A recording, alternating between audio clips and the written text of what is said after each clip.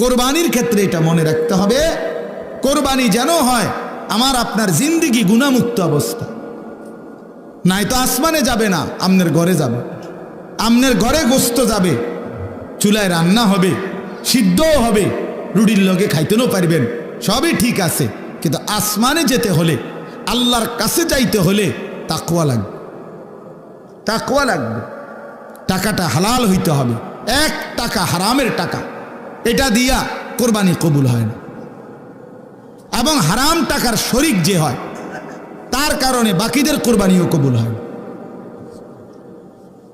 আপনি যদি বলেন বুঝমু কেমনে, না বুঝলাম না, হেতের লগে করেন কেন? কথা বলেন না কেন? আপনি 1.5 লাখ টাকা 3 লাখ টাকার গরু লোক দেখাইতেন গেলেন কেন?